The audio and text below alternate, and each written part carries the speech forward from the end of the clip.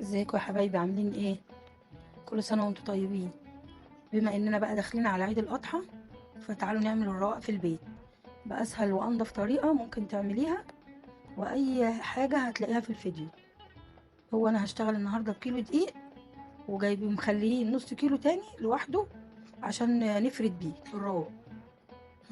وكل الحكايه هو ملح وميه، يعني مفيش حاجه صعبه. هنضيف الميه كده بالتدريج وشويه ملح، وهنعجن لحد ما العجينه تلم معانا. الموضوع سهل وبسيط، وما تستصعبيش اي حاجه تعمليها في البيت. حاجه كويسه ومضمونه ونظيفه، واسمك انت اللي عاملاه في البيت قدامك. كيلو دقيق دلوقتي بكام؟ ب 16 جنيه. بيبيعوا كيلو الرقاق بره جاهز ب 50 جنيه. لا، انت شوفي معايا الفيديو للاخر، هتشوفي كيلو الدقيق هيطلع معاكي كام واحده. مم. العجينه كده لمت اهي وبقت تمام. اهم حاجه ما تلزقش في ايدك.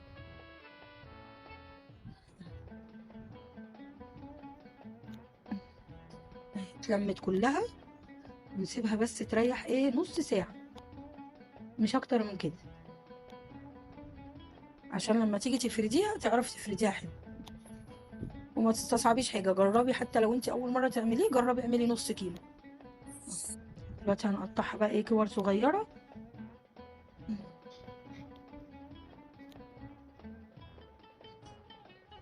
شوفي انت بقى الحجم اللي انت عايزه تعمليه، عايزه تعمليها كبيره صغيره وسط. عايزه تجيبي صينيه وتقيسي مقاس الصينيه اللي عندك وتعملي عليها. دلوقتي قطعناه كله اهو. وشوفي اول واحده قطعتيها هي اللي اول واحده تبداي بيها ان انت تفرديها. لو هتجيبي صينيه زي دي مثلا هتفردي عليها ملايه، انا حاطه الطبليه اهو. والنشابه كلنا عارفين النشابه اهي. هترشي رشه دقيق بس عشان العجينه مرتاحه معاكي، ما تتقطعش ولا تجرى لها اي حاجه. تتفرد بكل سهوله. اعملي كل حاجتك في البيت دلوقتي، خلاص احنا دلوقتي بنتعلم كل حاجه في البيت. مفيش حاجه صعبه، واوفر بكتير. مم. تفرد معاكي بكل سهوله، ولا بتتقطع ولا اي حاجه. لما تلاقيها لزقت كده في النشابه حطي شويه دقيق.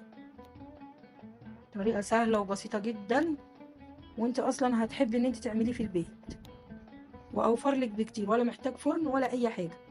طيب، صينيه بقى عندي ألمونيا اهي، قلبتها على البوتاجاز وبسوي عليها. وطي النار الاول، علي النار الصينيه تسخن، وبعد كده وطي النار، خليها ضعيفه كده شويه عشان الرق ما يتلسعش منك اهو. كل سهوله ونظافه وطعمه جميل جدا. اي صينيه ألمونيا عندك افرديها وسوي عليها،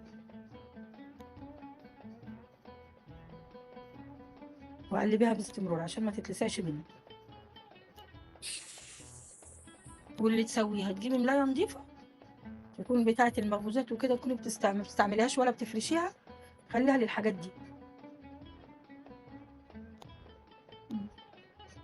وباستمرار فرشه، وتنضفي الدقيق اللي بيبقى على الصينيه عشان ما يحرقش الرقاق معاكي.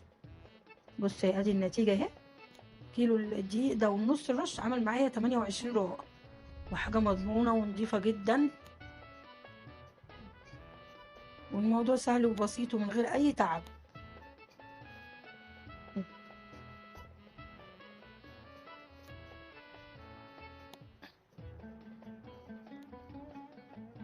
واحب اسمع تعليقاتكم لو عجبكم الفيديو.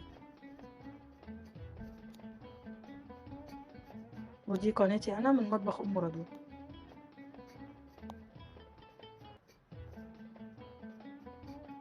ولو عايزين الرقاق اللي هو الطري ما تسويهوش قوي.